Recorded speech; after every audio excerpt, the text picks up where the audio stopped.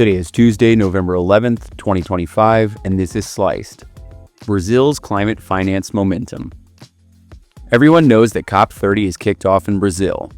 Honestly, it feels impossible to think about anything else right now. Brazil is the center of the climate universe at the moment, and if you've been anywhere near climate finance circles, you've definitely felt the pull. On top of that, we at Gordian Strategies have been doing some really interesting work around the country lately, including designing outcome bonds and working on forestry mechanisms and mining sector opportunities. So, all of these threads keep weaving themselves into my daily thinking and makes it feel like Brazil isn't just a COP host this year, it's a climate finance case study in motion. And motion is exactly what defines the last few months leading into this COP. Brazil has been moving fast, loud, and with the kind of institutional experimentation that shows both ambition and friction. If the global climate finance system is evolving, Brazil is one of the places where that evolution is visible in real time. Take their recent Baku to Belém road trip to $1.3 trillion. Brazil's attempt to reshape the global financial architecture to mobilize $1.3 trillion USD per year to developing countries by 2035. It's big, sweeping, multilateralist, and deeply political. The plan leaves on IMF reform, new revenue streams like taxes on financial transactions, and leveraging multilateral lenders to unlock liquidity. It's bold and imperfect, but it signals Brazil's willingness to lead a financing conversation that most major economies have tiptoed around for years. Of course, I would be remiss if I didn't mention that Brazil has rolled out its flagship COP30 initiative, the Tropical Forest Forever Facility. Launching with about $5 million in initial pledges from Norway, France, and soon Germany, it's still shy of the $25 billion target Brazil hoped to scale into a $125 billion forest protection vehicle. But the intent is unmistakable. A blended finance model that pays countries for every hectare of forest they keep standing, shifting conservation from goodwill to guaranteed income. Brazil, Colombia, Indonesia, and the DRC would benefit most. And it's one of the clearest examples of Brazil redesigning forest finance on its own terms.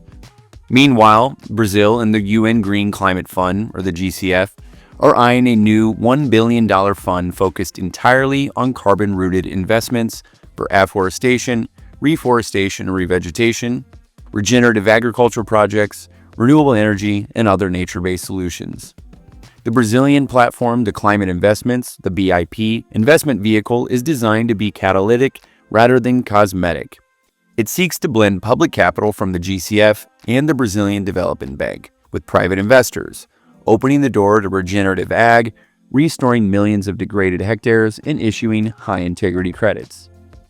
Brazil is also pushing coordination beyond its borders. Just ahead of COP30, the EU and 10 countries, including China, the UK, Canada, Germany, and Mexico, joined Brazil's Open Coalition for Compliance Carbon Markets, aimed at aligning carbon pricing approaches and sharing MRV and accounting standards. With over 80 carbon pricing systems now active worldwide, the coalition is an attempt to reduce fragmentation and build a pathway towards eventual interoperability. And then there's governance. Brazil has established a designated authority for Article 6, solidifying the national counterpart to international carbon market rules. This new department, the Department of Market Instruments and RED+, or DIMER, is focused on integrity, legal certainty, community participation, and market alignment. Brazil has likely learned that credibility is currency in Article 6 markets, and with COP30 happening on its own soil, the country could not afford to arrive unprepared. Layer that with a more recent move to create a provisional regulator for the national emissions trading system, Brazilian Congress stalled the creation of a full independent agency, so the government made the pragmatic pivot, a temporary secretariat housed in the Ministry of Finance. Although it's limited in authority, the move signals that Brazil is pushing forward with a regulated carbon market, even under institutional and budget constraints. And while all of that is churning, the Brazilian Development Bank has been sprinting. The bank announced new funding for ARR, cocoa-based agroforestry, restoration across multiple biomes, and indigenous territory projects, while launching a platform, the Brazilian development bank Florestas, to connect investors with projects. These deals are early and small compared to Brazil's needs, but they show a government banking sector gearing up for scale. The hard part, resolving land tenure, enforcing standards, ensuring permanence, still lies ahead, but the motion is unmistakable.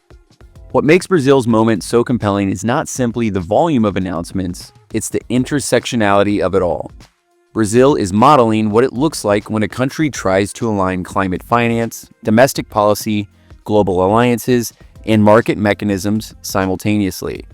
It's a country that hosts 215 million people, carries massive emissions responsibilities, holds the Amazon rainforest in its borders, and sits at the crossroads of inequality, natural wealth, industrial growth, and global climate expectations.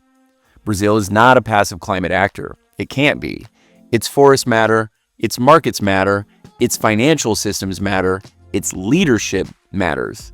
And what we've seen in the months leading up to COP30 is a snippet of the broader climate finance landscape, with ambition meeting politics, innovation meeting bureaucracy, urgency meeting institutional inertia, but still movement. And if we're serious about global mitigation, adaptation, and long-term equality, Brazil's role will only get bigger from here.